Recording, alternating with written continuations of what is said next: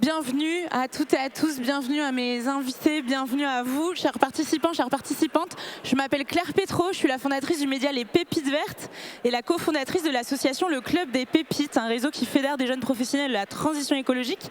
J'ai aussi écrit un livre qui s'appelle Je bosse pour la planète, dans lequel j'ai mis plein d'infos pour trouver sa place et s'aligner au travail. Je suis trop contente d'être avec vous sur cette session. J'ai la chance d'animer plusieurs tables rondes tout l'après-midi et il faut dire que la première que j'ai animée, le public était très chaud.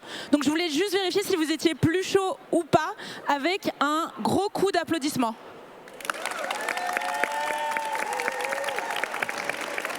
On leur dira pas, mais vous êtes beaucoup plus chaud. Plus chaud que le climat. Super. Maintenant que cette blague est faite, on va se demander collectivement comment passer de l'inspiration à l'action. Pourquoi? Parce qu'à Change Now, il y a beaucoup d'inspiration, c'est trop bien, on ressort boosté, on a plein d'idées, on a des leaders inspirants qui viennent nous partager leur parcours, mais on rentre chez nous et on se dit très bien, je commence par quoi?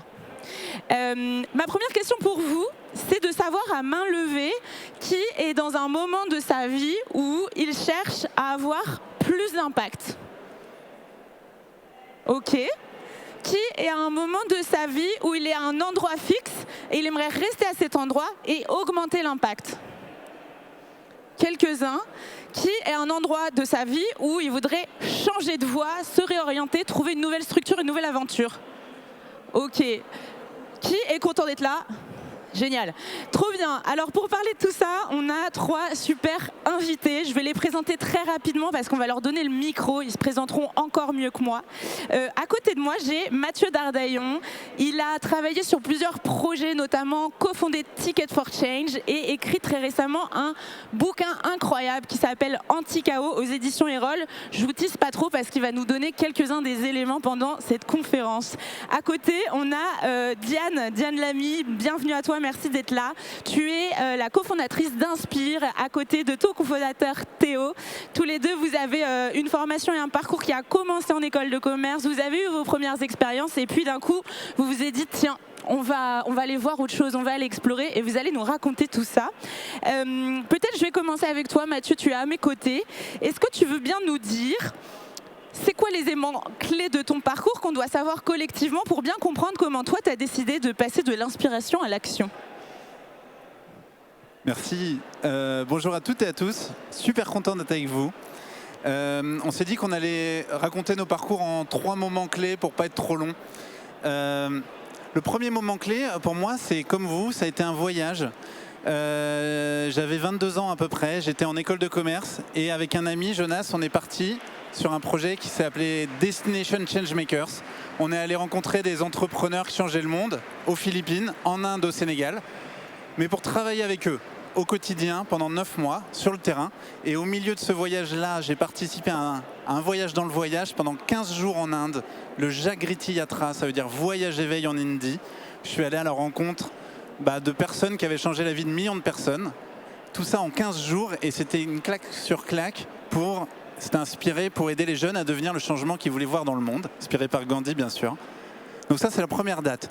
Je suis revenu en France et ça m'a donné l'énergie, l'envie de lancer, initier Ticket for Change. Donc Ticket for Change, c'est aider chacun à trouver ses talents. On a tous des talents et les mettre au service de grandes causes sociales, environnementales et d'en faire son métier, que ce soit en créant un projet ou en changeant les choses de l'intérieur. C'est une aventure qui nous a dépassés, une aventure collective. On a créé un premier Tour de France en 2014, c'est devenu un MOOC, un cours en ligne qu'on a construit avec HEC. Il y avait plus de 20 000 personnes qui l'ont suivi en 7 semaines au tout début, dans 160 pays du monde. Ensuite, on a fait des programmes en entreprise, etc. Ça, c'est la deuxième étape. Voilà, cette aventure entrepreneuriale pour donner du pouvoir d'agir au plus grand nombre. Et puis à un moment, il y a 2 ans, 3e date, je me suis retrouvé comme, pour la première fois, un peu perdu, dans un brouillard. J'y voyais moins clair, j'avais moins d'inspiration. Et là, j'ai décidé d'ouvrir une année de vide, que j'ai appelée une année de vide fertile.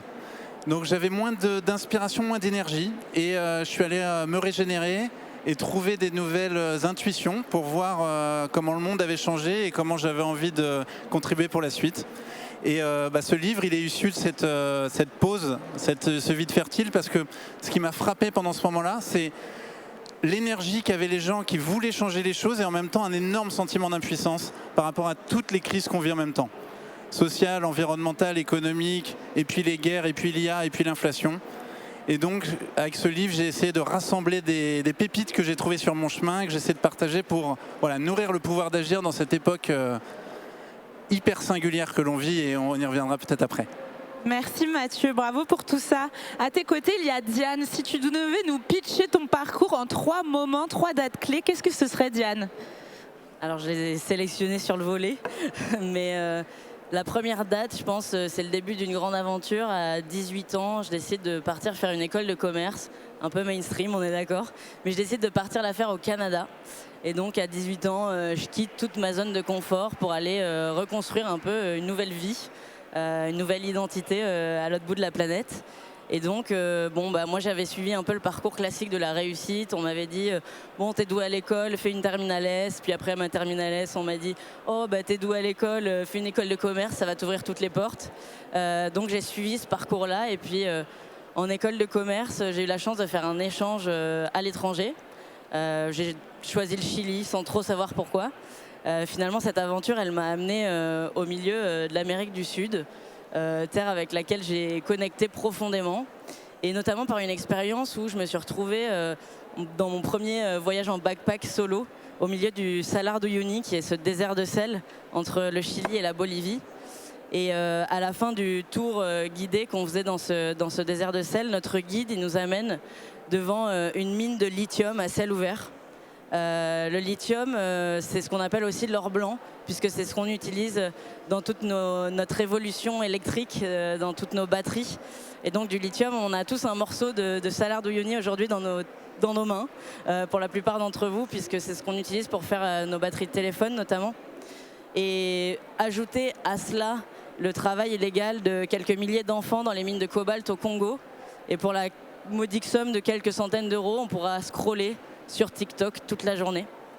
À ce moment-là, je suis en spécialisation marketing et je me dis que d'une façon ou d'une autre, mon travail va contribuer soit à exploiter des gens à l'autre bout de la planète, soit à détruire et extraire des ressources dans des écosystèmes naturels, la plupart du temps assez merveilleux. Et en fait, je me rends compte que moi, j'ai pas choisi cette voie-là, que je me suis encore jamais posé la question de à quoi contribuer mes actions et à quoi allait contribuer ma carrière.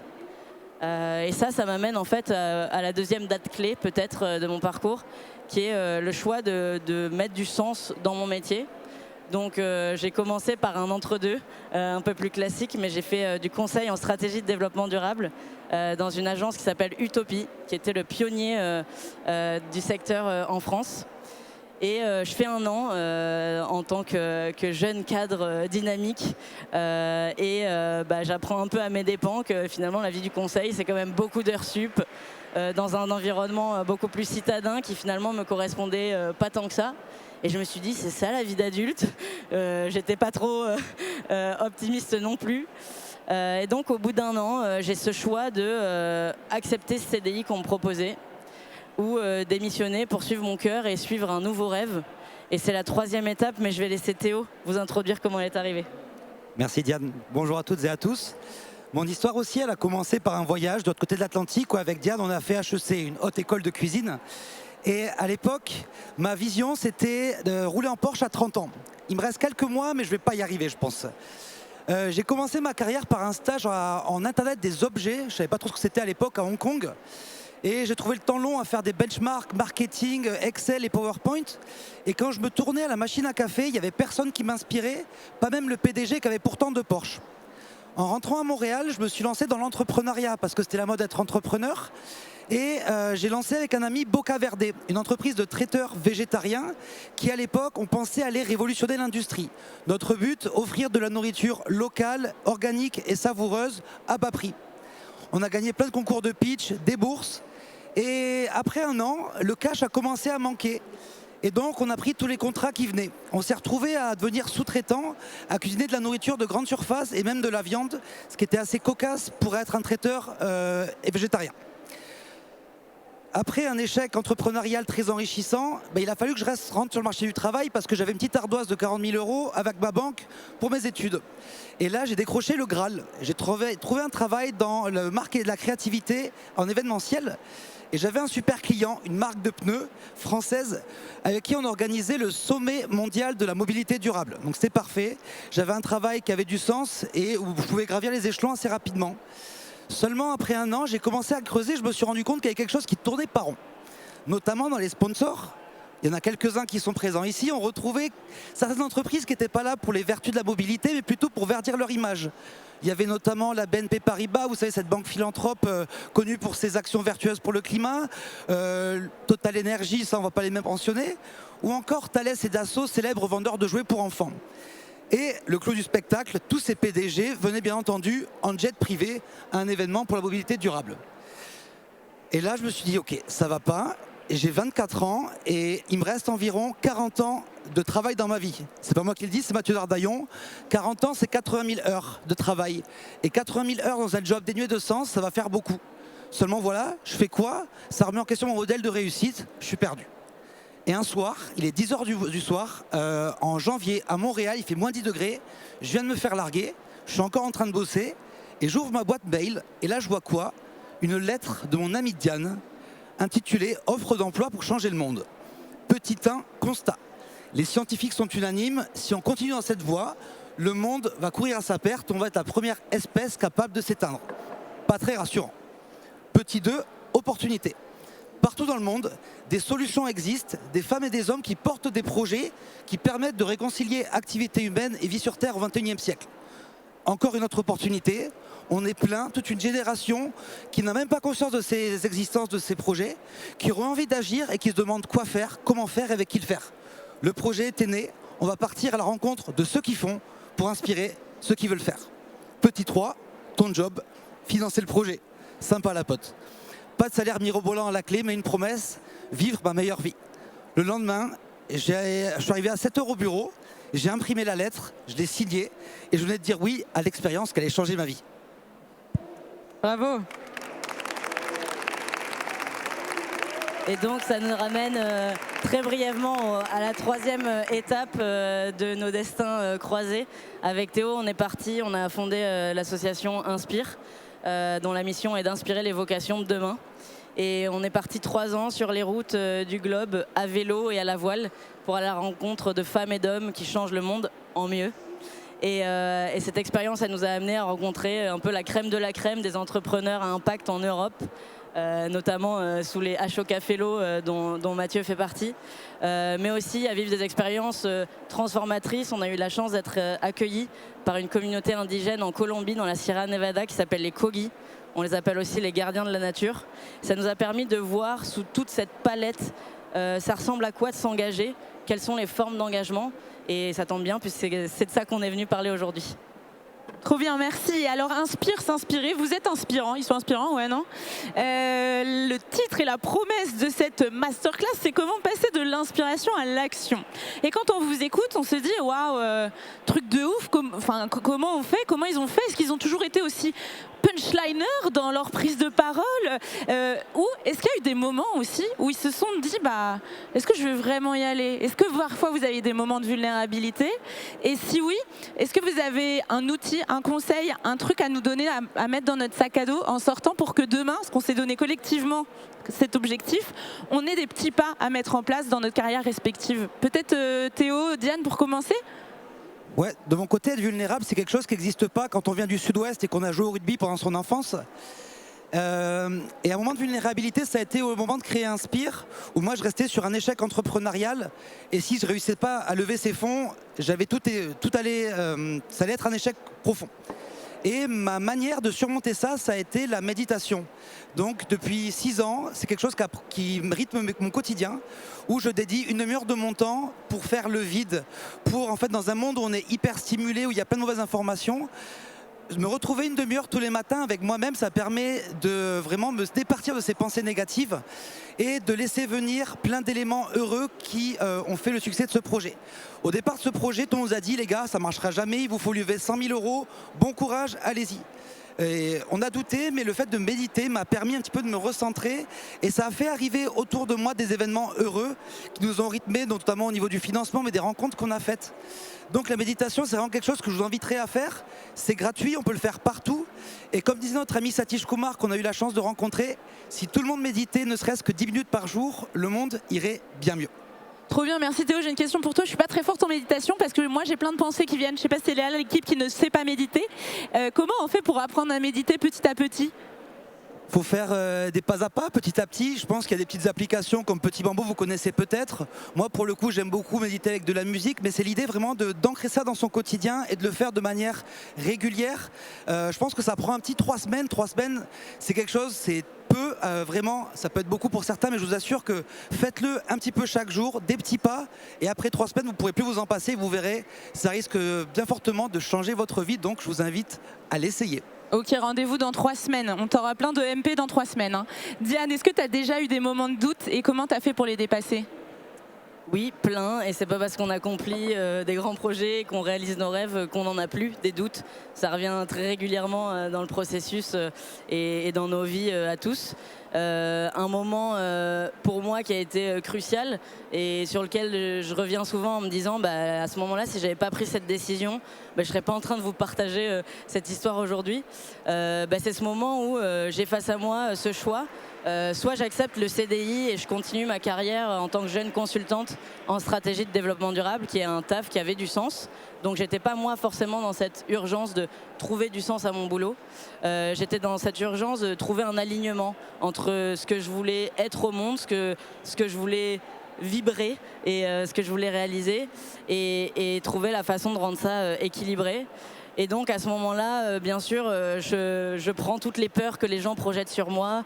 Mais attends, tu vas pas dire non à un CDI. On est 3 dans ma fratrie et mes parents se disaient bon, c'est bon, on en a une qui est, ça y est, casée, elle a son job, elle est autonome.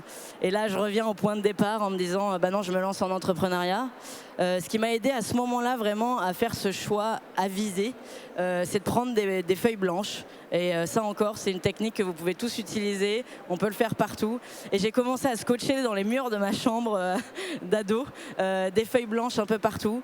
Et je me suis dit, ok, c'est quoi le projet ? Ce projet, il est né d'un livre que j'avais lu qui s'appelle L'économie bleue de Gunther Pauli, où je découvre tous ces projets novateurs d'économie circulaire et régénérative dans le monde. Je cherche du contenu là-dessus, rien n'existe. Je me dis, mais on va aller le filmer.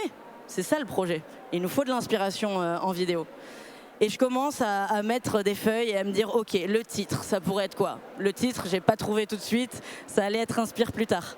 Mais je me suis dit, ce projet de documentaire, je vais le faire comment ? Là, je me suis dit, si je parle d'écologie, il faut que je sois cohérente avec mes propos. Donc on va le faire à vélo. Après, je me suis dit, ok, mais à un moment va arriver le point crucial de traverser l'océan. Comment je passe d'Europe aux Amériques sans prendre l'avion ? Avec Théo, on l'avait fait quelques fois ce chemin puisqu'on a fait nos études à Montréal. Et là, je me suis dit, peut-être qu'on peut traverser en bateau et pourquoi pas en voilier. On a découvert la nébuleuse du bateau stop. Et en fait, petit à petit, en essayant de dessiner ce rêve, de comprendre à quoi il pouvait ressembler, ça m'a permis de le construire, de développer une idée, de développer ce projet. Et c'est quelque chose qui est accessible à tout le monde. Avant de tout quitter, peut-être que faire l'exercice de se dire finalement vers où je vais, c'est quoi qui me fait vibrer, quels sont les appels de mon cœur. Vous pouvez le faire dès demain. Prenez une feuille blanche, soit à plat, soit scotché sur votre mur et dessinez votre rêve. C'est ça que j'aimerais vous partager comme outil. Merci Diane. Un deuxième outil qui nous permet à chacune de déjà s'autoriser à rêver grand et ensuite le matérialiser sur du papier. Mathieu, est-ce que ça t'est arrivé toi aussi d'avoir des doutes ? Sinon, menteur. Non, je rigole. Comment tu fais pour dépasser le doute ? Déjà, j'aimerais raconter une petite anecdote de quand j'avais 22-23 ans. En fait, au tout début, j'étais pas entrepreneur. Moi, je pense qu'on ne naît pas entrepreneur, on le devient. En tout cas, c'est mon cas. Moi, à l'origine, je suis hyper timide, je suis introverti. J'avais besoin de sortir de ma zone de confort pour devenir entrepreneur. Je savais pas que c'était pour moi. Mais à ce moment-là, je faisais ce voyage que je vous ai expliqué en 2 mots tout à l'heure. Et à ce moment-là, j'ai fait alliance avec une citation qui est devenue un mantra. Cette citation, c'est une citation d'Eleanor Roosevelt. C'est « Fais chaque jour une chose qui t'effraie ». Fais chaque jour une chose qui t'effraie. Et pour moi, c'était chaque jour, j'avais un petit défi. Je devais faire un truc qui me sortait de ma zone de confort. Ça pouvait être parler à un inconnu, aller demander mon chemin en anglais dans la rue à quelqu'un, sortir d'une situation compliquée. Et ça me demandait, c'était une petite chose, mais c'était chaque jour. Et chaque jour, 365 fois, j'étais plus la même personne à la fin. Et ça m'a aidé notamment à devenir entrepreneur. Donc c'est la répétition de quelque chose qui nous pousse à aller en avant. Une deuxième chose, et ça rebondit je pense sur ce que tu dis Diane, c'est essentiel je pense d'avoir un rêve à l'horizon. Comme tu le dis, mettre au mur sa vision rêvée, en tout cas quelque chose qui nous projette en avant et qui nous donne de l'enthousiasme. Et après pour passer à l'action, je pense que c'est plus simple que ce que l'on peut penser. J'utilise beaucoup un modèle qui m'a beaucoup simplifié ma vie, c'est A, B, Z. Z, c'est votre but, votre rêve, le cap à l'horizon, votre idéal. C'est les feuilles au mur. Et ensuite, on n'a pas besoin de tout un plan pour agir. On a besoin du A, savoir où on en est, et du B, c'est quoi le prochain pas, le plus petit pas concret que je peux faire à partir d'aujourd'hui. Et à partir du moment où je l'ai défini et qu'il est dans la direction de mon Z, je me mets en mouvement et je le fais vraiment. Et je mets toute mon énergie là-dessus. Et ça met en mouvement. Quand je suis au B, je peux me reposer la question, c'est quoi mon nouveau B, A, B, Z. Mais il n'y a pas besoin, on peut mettre en suspens le C, le D, le E, le F, tout ça, c'est du bruit.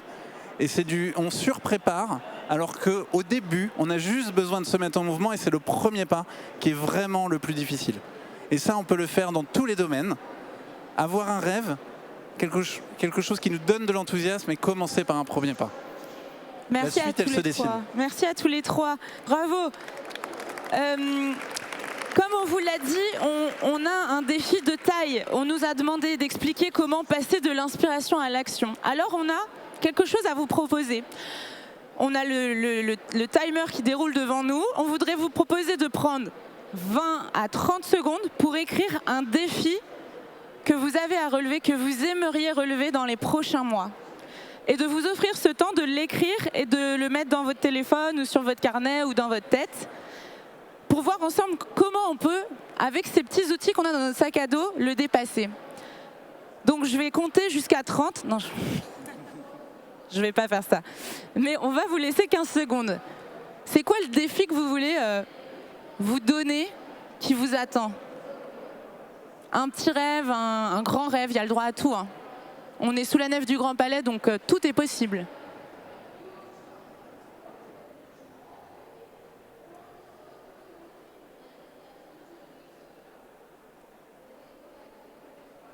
Est-ce que tout le monde a son défi? C'est dur, hein? Encore 5 secondes de défi. Ok. Ce défi, on a envie de vous aider à le relever et de vous challenger à le relever très bientôt. Alors la dernière question que j'ai pour chacun de mes invités, c'est si vous aviez un outil, un conseil, vous nous en avez déjà donné beaucoup. Qu'est-ce que ce serait? Pourquoi on y croit et pourquoi on y va, même si c'est des énormes challenges qui sont face à nous? Qui veut commencer? Let's go.